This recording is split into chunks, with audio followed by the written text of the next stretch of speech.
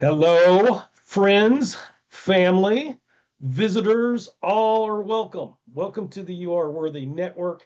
Hope you're having a great Tuesday this far. It is Tuesday, right? I have to think about Tuesday. it sometimes. It all kind of runs together sometimes, but it's great to be with you guys today. I'm excited to introduce you to not only a guest, but somebody that I consider a friend, a mentor, and a godly man. And that's my perception of Chad. But I'm going to let him tell you a little bit about himself through his bio, and then we'll welcome him to the network. It would help if I have it pulled up, which I did, but that won't take long. Right. Oh, by the way, while I'm looking this up, just want to tell you guys, if you missed it yesterday, I do have a poll that probably is lost somewhere in between the awesome interviews that have happened already this week. But there is a poll, and I'd love for you guys to take 10 seconds and just put your thoughts on it. It's five options. Just put the number of the option that best resonates with you on why you joined the network. That helps me in better planning for events and things of that nature moving forward. Look for that from yesterday. I think I posted it yesterday afternoon, maybe early evening, sometime in there. Would greatly appreciate it. Now that I have my information on Chad pulled up, Chad Nedland is a Christian entrepreneur, pastor, author, and business strategist with over 2 decades of experience helping leaders and entrepreneurs build purpose driven lives and businesses.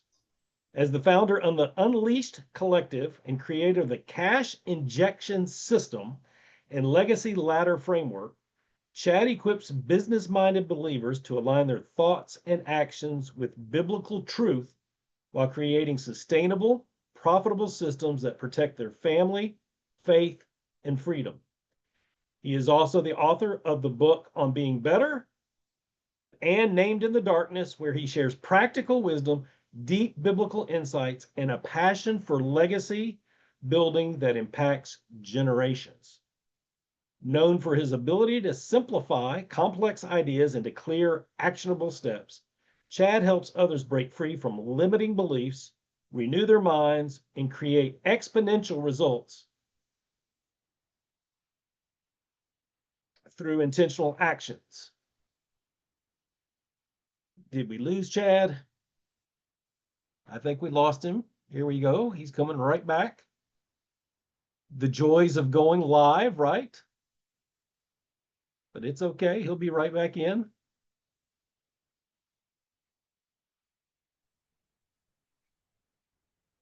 There he is. He just wanted to be introduced twice. I'm pretty confident. Anyway, I'll carry on. we're almost there, Chad. All He right. speaks with authority, humor, heart, and empowering audiences to embrace their God-given identity and build businesses that create kingdom impact. When he's not coaching or speaking, Chad can be found in the mountains with his wife Amy and their children, living out the very principles of faith, family, and freedom that he teaches. Chad, welcome to the You Are Worthy Network. Well, glad to be here. We all love to make an entrance, right? Why not do it twice? The joys of going live, right? I'm sitting here listening to you and it's saying Zoom is not responding. And I'm like, then why am I listening? Chad, how far back in the mountains are you? We, people ask for my cell and I say, nope, no point. We don't get it out here. If we need to make a phone call, we drive into town so our cell phones work. It's we have found a place of solitude where we can just spend time with the Lord. Okay, so this is interesting. This is such a simple question, but since you've put it that way, so tell us ballpark where you are, because we know you want to not have too many people flock there to reside. We are in Wyoming over on the eastern area. There you go.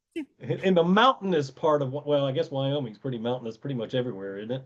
Yeah, we got some nice ridges, but we're not too far from a lot of open cattle land too. So it's a nice location. We got water, we got cattle, we got cows, we got bobcats, we got deer and chicken and turkeys. You know, kind of like online, a lot of turkeys. That can be so true sometimes. Um, Tell us a little bit about your family. We read a little bit there in the bio, but how long Wow. you've been married? Tell us a little bit about your kids. Well, yeah, we've been married ever since the wedding, and it's been good. It's been just a few short years for me. It's been an eternity for my wife, and overall, yeah, we're pushing just a hair over 13 years together. I've got three children here at home yet, 7, 6, and 4, and they're all just ready to push over to that next year. So we're super excited about that. I joke my son got all of his good looks from his mother because I've still got mine.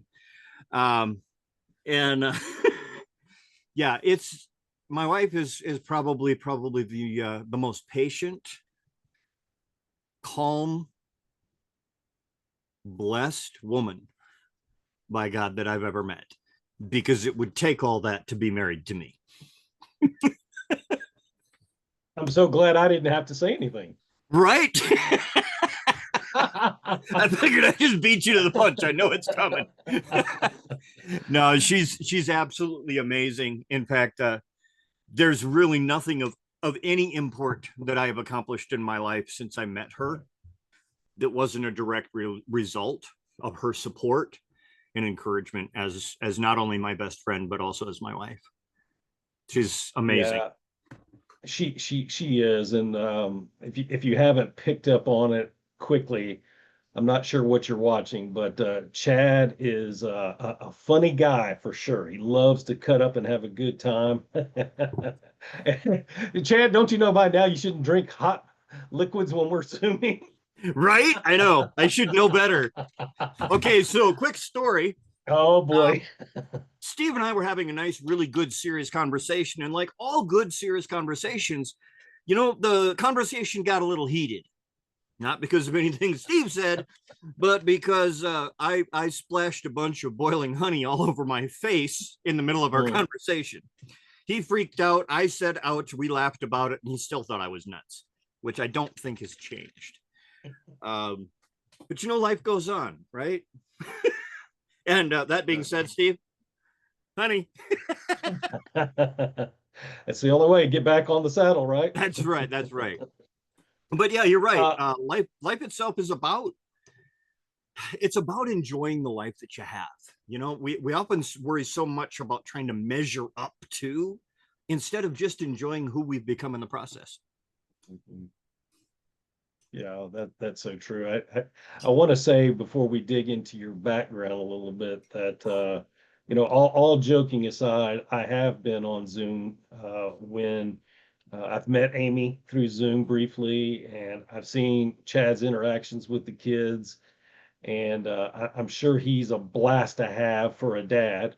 But he really does implement the biblical principles with his family, which is inspiring to see these days. So, I know we'll get back to some humor here shortly, but I wanted to give you some encouragement in all seriousness, for sure.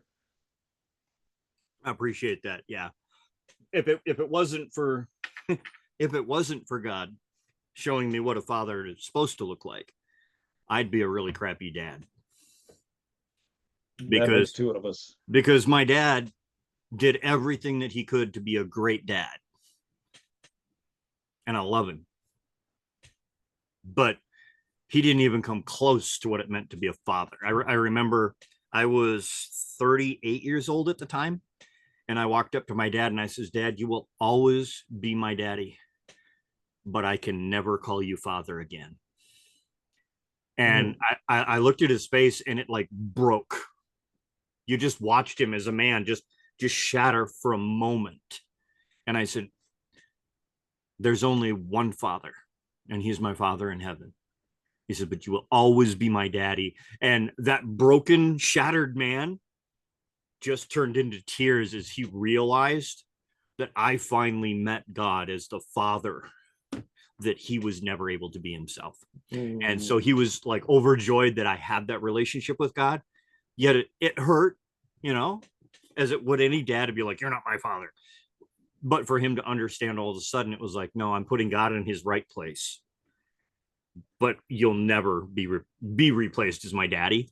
And I think about that often with my kids. And I go, you know, I will always be their daddy. I will always be their supporter, their encourager, their teacher, their discipliner. But I will never be the father that God is to me. But I will definitely do my best to try and model that for them. Yeah, I mean, this next comment that I'm about to make isn't slighting your earthly father at all, but I Mhm. think as a godly man, trying to do my best to be a godly man, my two boys have decided to make Jesus Lord, and they view God as their father. I think that's the best news a Christian man can have, Mhm. that their son wants to follow God and call him father. Yeah, absolutely. And that's where I think the difference was is when I explained to my dad, this is why I can't Mhm. call you father. Right. Because I was adopted by him and he remembers very clearly the day that I came out and I looked at him. I think I was maybe 7 or 8 years old. And I just walked up to him. I says, you're not my daddy. Like that shook him because they didn't talk to me about that. Well, they thought there was some great understanding. All of a sudden I realized something, blah, blah, blah, blah. No. Dude shaved his beard. I didn't recognize him. Mm. I didn't recognize him. He'd lost his beard. He always had a beard and he was clean shaven. I'm like, you're not my daddy. And both he and mom took it as like, oh my gosh, he realized that that's not his real dad. How are we going to deal with this conversation? And I'm thinking, oh, you shaved. But he never forgot that. And we used to joke about it. He's like, I remember that day. And I'm like, yep, yep, boy, was I a smart kid, you know? Oh my goodness. Good times. Yeah. Um, so you've been dealing in the entrepreneur space, it sounds like, according to your bio, for a couple of decades.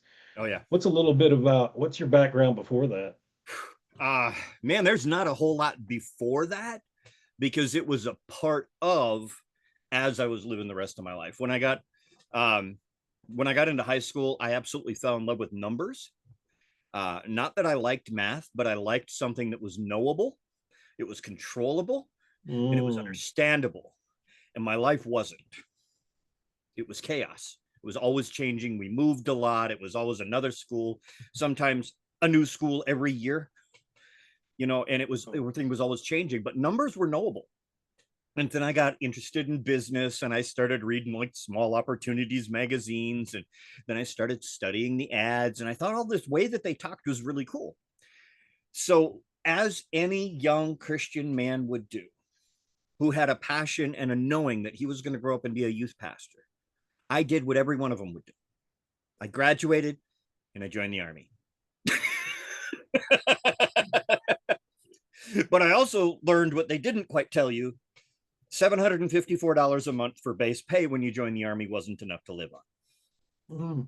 So I got into online business. I started working at understanding it better. And this is back when things like the dial up sound was a welcome thing because you knew you were connected to the world. But now, if we hear that same sound, we're like, oh my gosh, how could I possibly be this disconnected? Like, you know, we used to send an email, go have supper, come back, see if it had gone out yet. Like it was that slow. Yeah. But with the simplicity, so was business. It was really easy. All you had to do is figure out, like, okay, how much does it cost to get in front of the right people? And then charge more than that. Life was easy. But it really got me to fall in love with the ability to be able to reach people at a mass scale from a very small location. We were in a small town at the time, and I was like, okay, I can reach a lot of people. I started making a ton of money off a $7 report. Now a $7 report wouldn't even cover the ad spend, but I was making good money. Well, I started helping other people learn how to create additional sources of income. After I got out of the Army, I spent a good deal of time traveling throughout the US, working with homeless people on camps, all the while showing them how they could access free internet at the library, you know, a basic account. And back then you could actually get set up and get paid with nothing more than a prepaid card. You know, you didn't have to have bank accounts all set up at that point. And I really fell in love with business and the process of business, because I found out that business wasn't about making money. Business was about solving problems for other people. And I knew all sorts of things about problems because I grew up having nothing but problems. And I'm like, I never get stuck in the problem. I always find a solution. I wonder how I could do if I could help other people find solutions to their problems. Can of worms, opened it up. My gosh, fell in love with business. I fell in love with communicating, with helping people, with serving people. And I found one of my greatest joys was the fact that every time I had a conversation with somebody and I was able to solve a problem with them, it ended up with laughing, joking, goofing off, having a good time, and then inevitably going, man, you are so weird. You are so different. What is different about you? How are you always so happy? How are you? And I got to share the love of Christ with other people through the work that I did. But I was grown up in a church where poor was holy, rich was evil. So I was having this contention. Like, I wanted to serve this God who loved me, but I really excelled in this business space. And I started to look deeper and deeper, and I started to find out, hey, you know what? All these people that are doing really, really well in business are actually doing things that God talks about in the Bible. And they're not even Christians. And then all of a sudden it clicked. He's like, you know what? It rains on the just and the unjust. The sun shines on the just and the unjust. Everybody has this. It was like he said, I've made this to work for everybody, but I've told you about it because I want you to use it for my glory. And I was like, there's my connection. So I started seeking the Bible for biblical instruction on finance, money, investing, leading, teaching, guiding. And I was like, this is the world's greatest finance book right here. It's the world's greatest. And then I'm like, and you know, we've talked about it. I love joking with people. I was like, it even talks about affiliate marketing. Jesus was the first one, because he took his message, shared it with everybody, but spent just a little bit of time with select few so that when they opened their mouth, the world heard his voice. I'm like, isn't that affiliate marketing? Taking somebody else's message to the masses for them. And so when we start looking at that business model, we start to see that it affects everything that we do. It affected my ministry that I took time with after I got out of the Army. It took the 4 years of intentional homelessness that my wife and I took together to hop on bicycles and just serve across the country.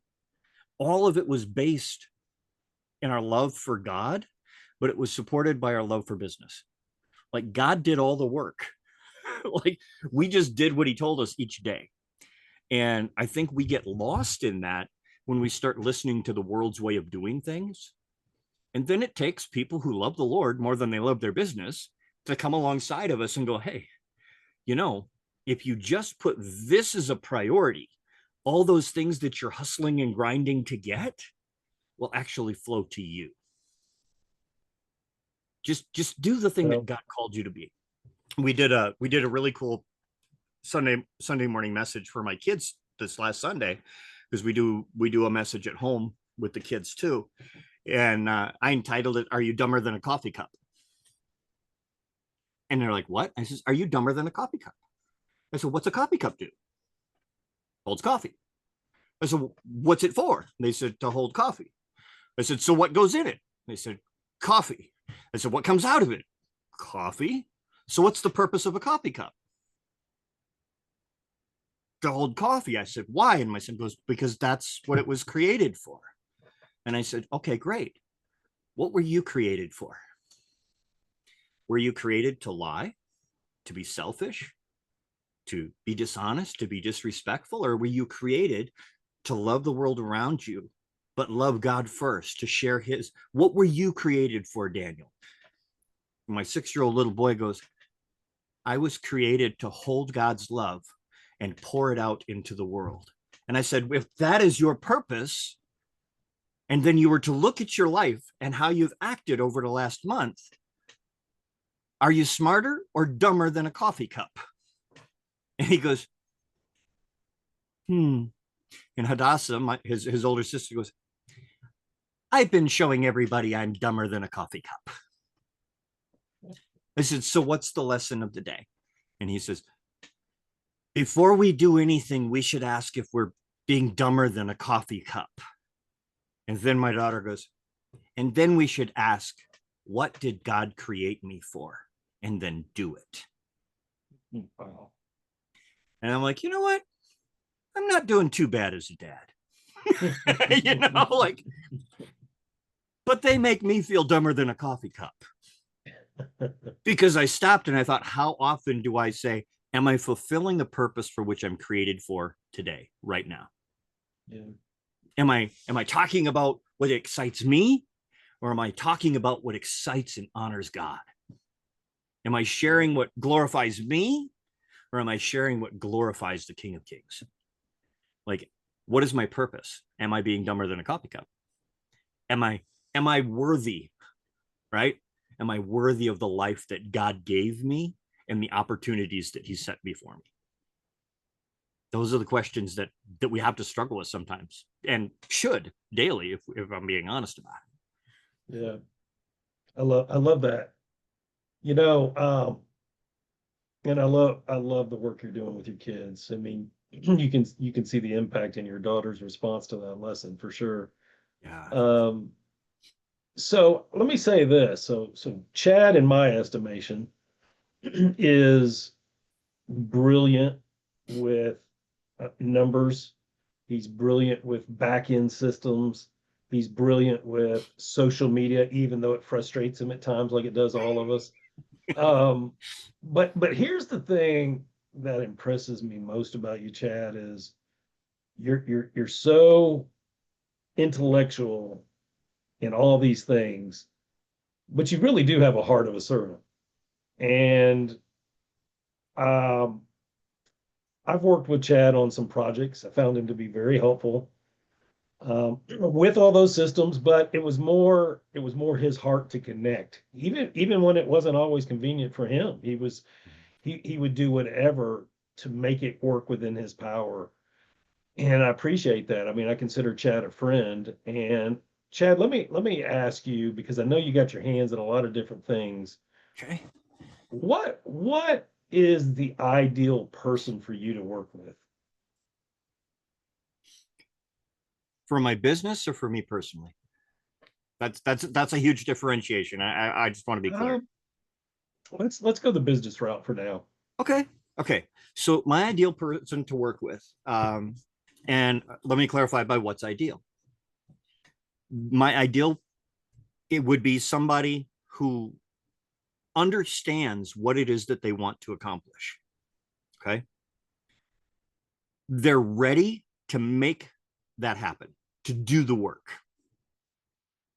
They know that they don't already know how to do that. And they're willing to be coached.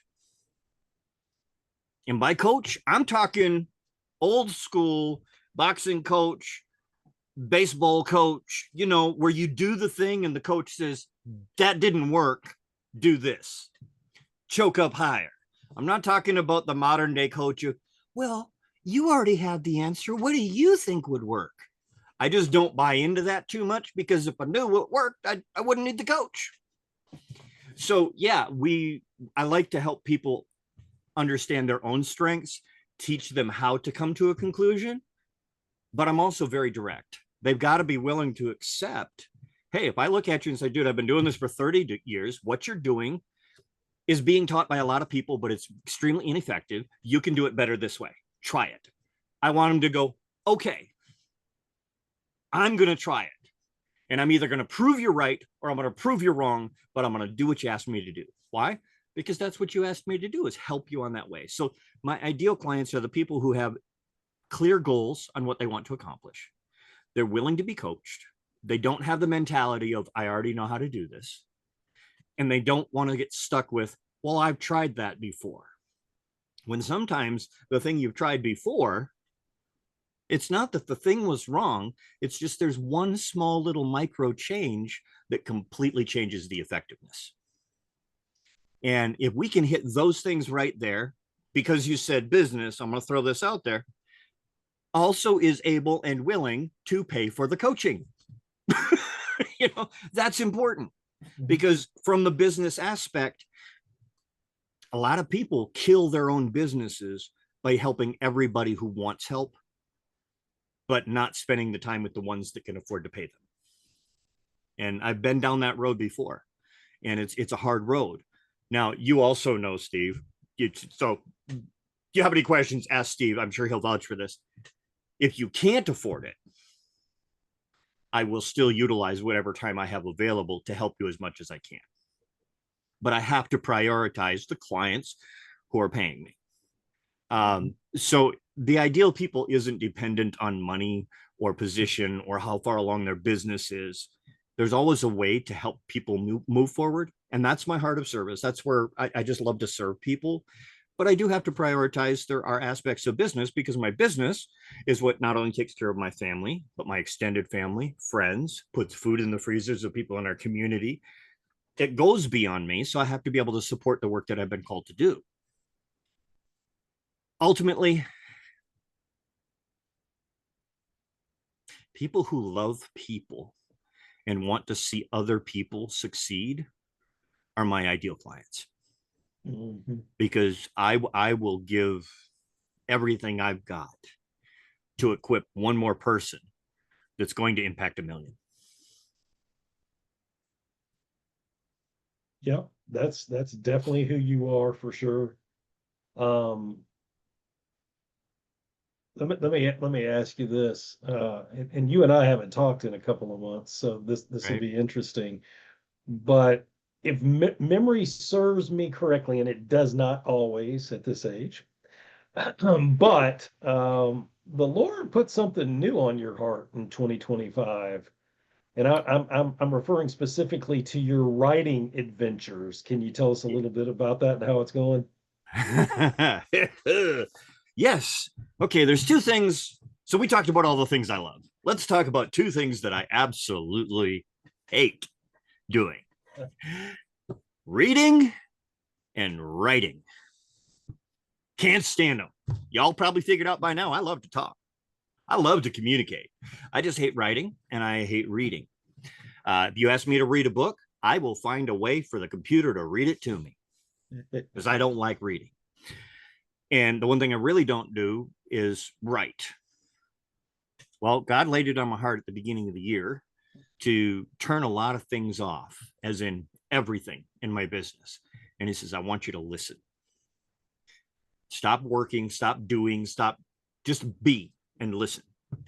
And I'm like, what am I supposed to do? What am I supposed to focus on? How am I supposed to have this kingdom mindset of growth and expansion and moving if I can't do anything? And he said, well, write about kingdom mindset. And I'm like, what do you mean write? What do you? And I said it. I should have been stricken down by lightning. I said, what are you, crazy? You want me to write? I don't write. So I said, yes. Next thing you know, I got over a 200-page book about a kingdom mindset. And then, well, what am I supposed to do now? And he said, write another one. And I'm like, but I just wrote that one. Write another one. What am I supposed to write about? Adoption. Okay. Adoption.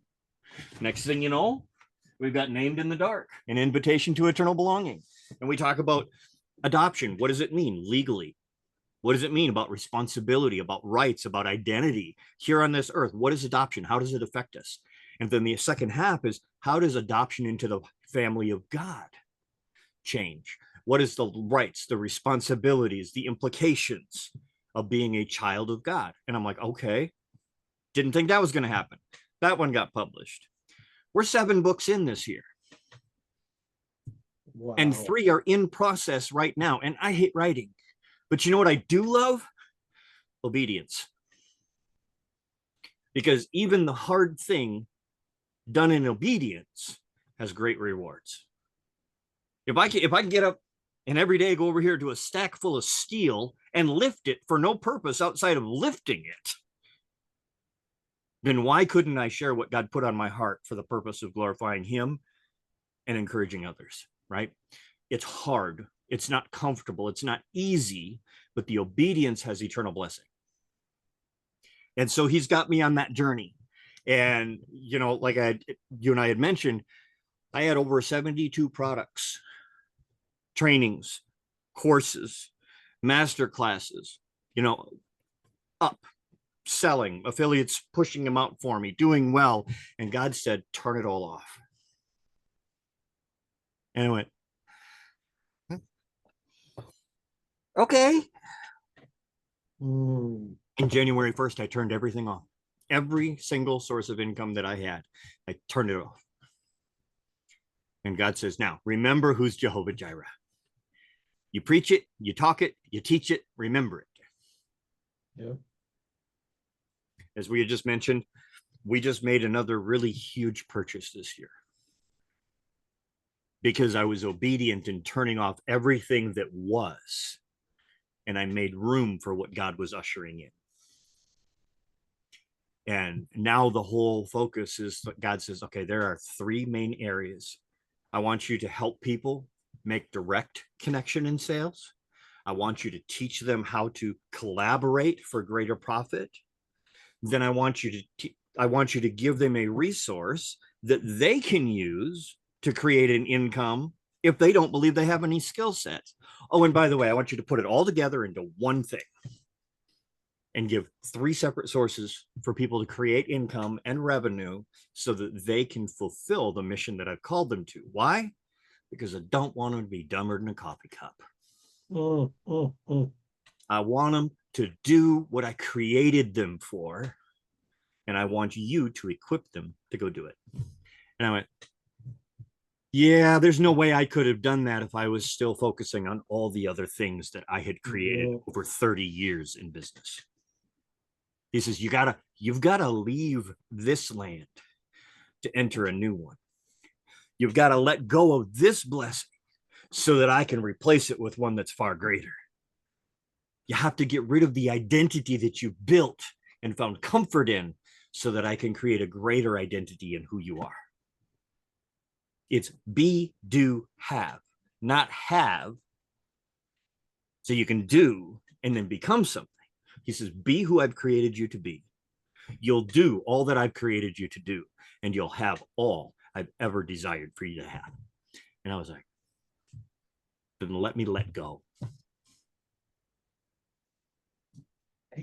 Yeah, I really appreciate that about you, Chad, because you know, Isaiah 43 talks about, behold, I'm doing a new thing. And usually we stop there.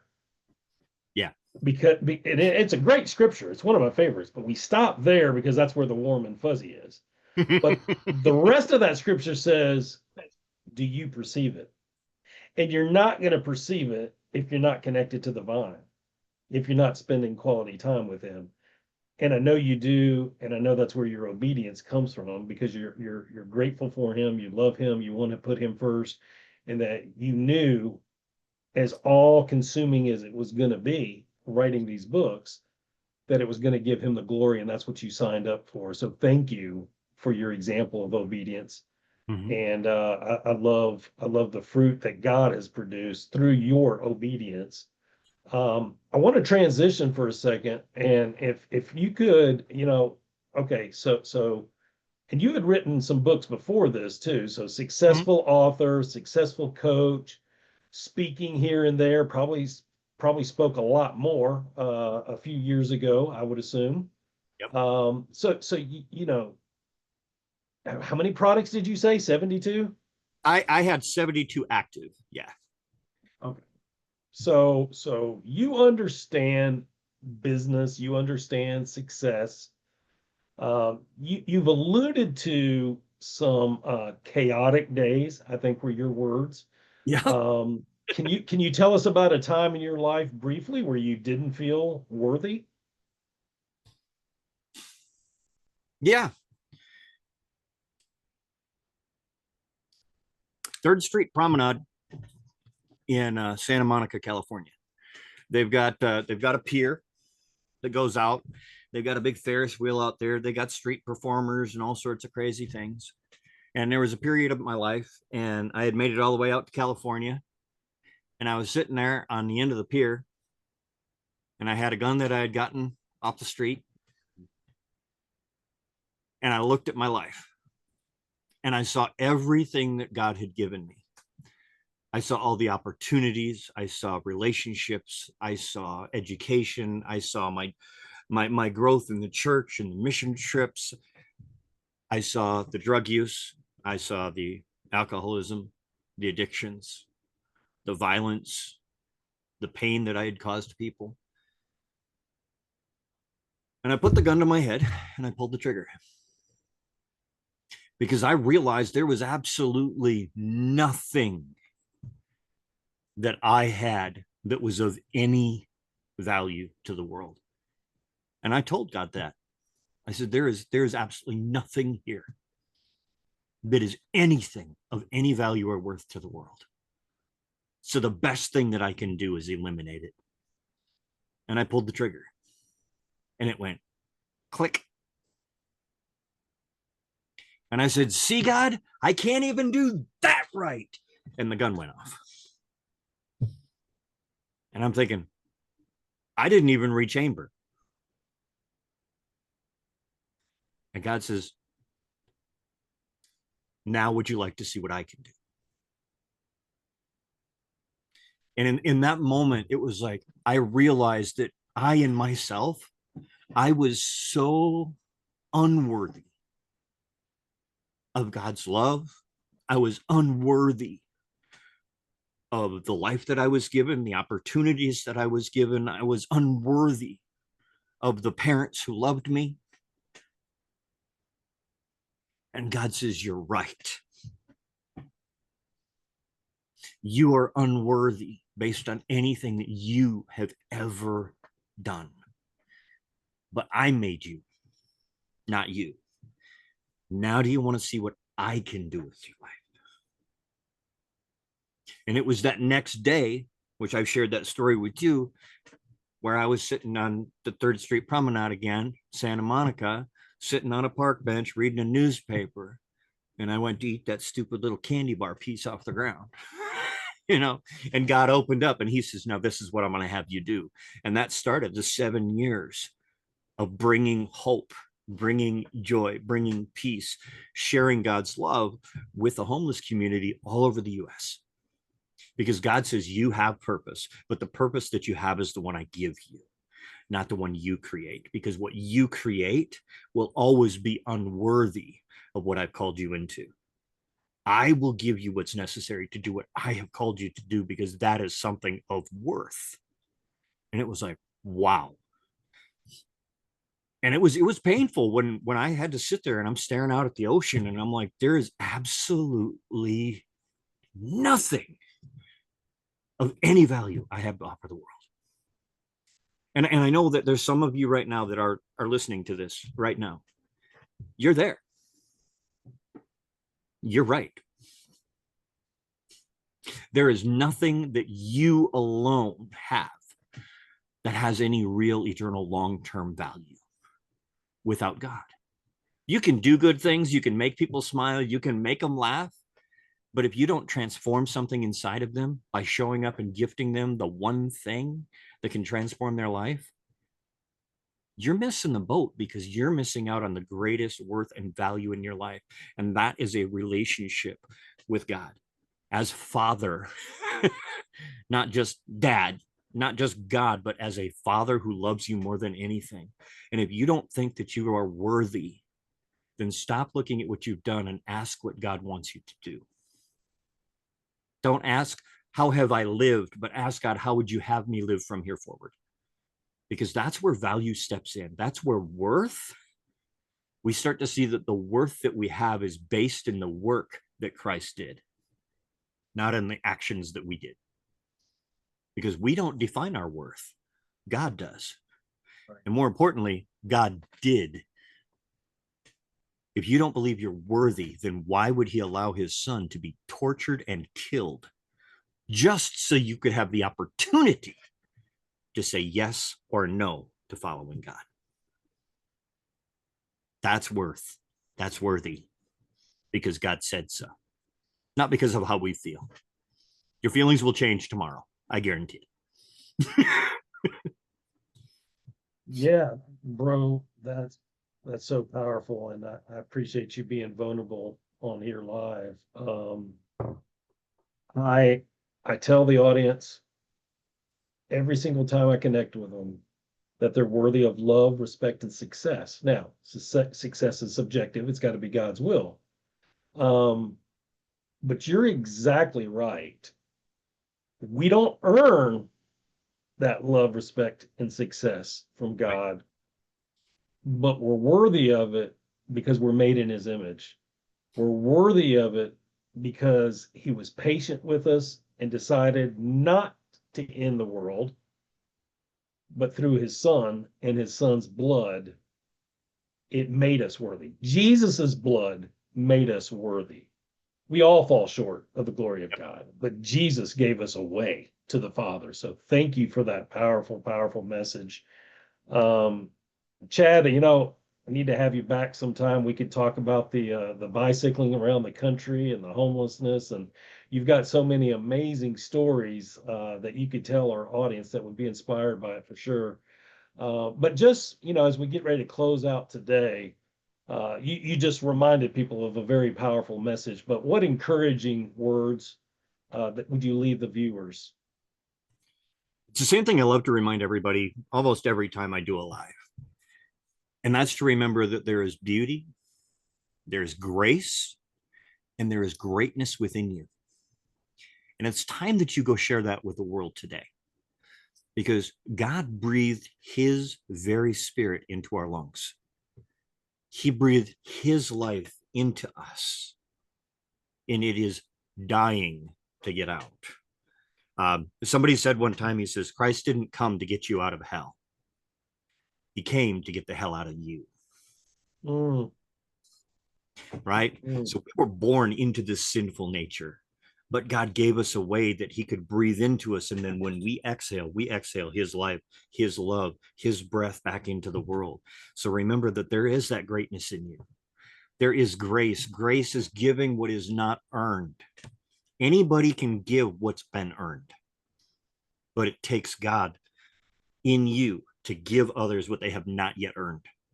But when you do that, you show them that they're greater than their actions. And that's where you get to show other people their worth. And that's where you'll start finding a feeling of worthiness within yourself as well.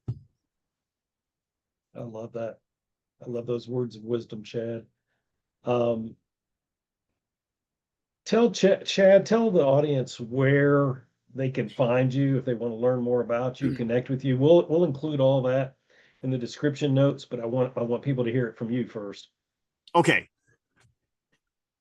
Right there. That's my name.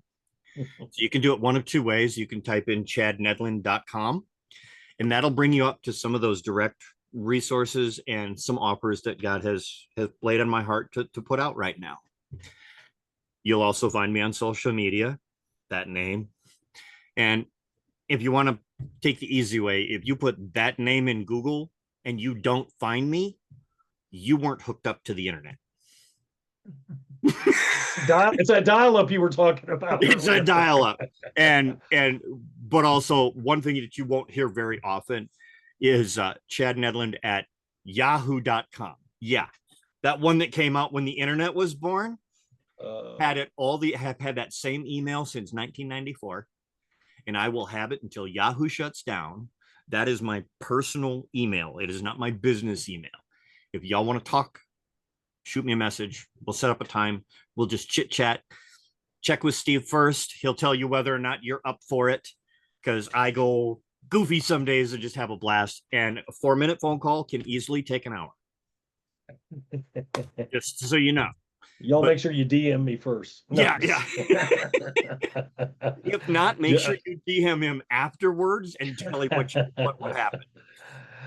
Oh my goodness. We started with humor and we ended with humor and a little sprinkled in between. Chad, it's been awesome having you. I knew it was going to be an entertaining time, but it's also meaningful and deep. And I just want to say thank you for coming on and sharing your life a little bit with us, sharing your wisdom and sharing your heart, most importantly. Thank you. We'll see. In case nobody bothered to remind you when they come in and they have these interviews, Steve, you are worthy. I appreciate that, Chad. Love you, brother. You Thank you too. for having me in. Oh, that's been awesome. So, folks, I always tell you at this time that your story's not over yet. There's another part to that, and you saw it from Chad's story today.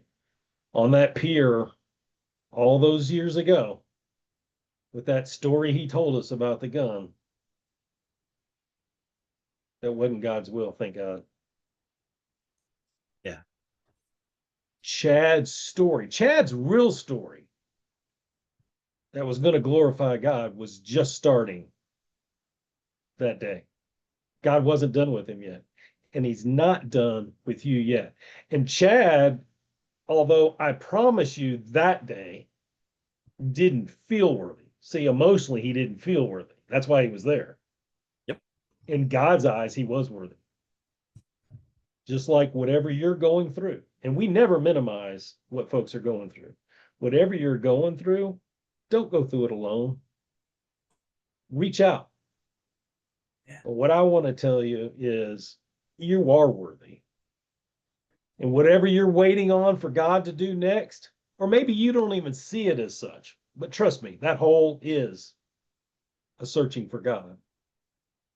But whether you're waiting on prayers or working on the next big thing, the next goal, and maybe it hasn't happened yet, you're still worthy today. You're worthy every single day to Him. So be encouraged. Your story's not over yet. I appreciate each and every one of you. The network's here for you.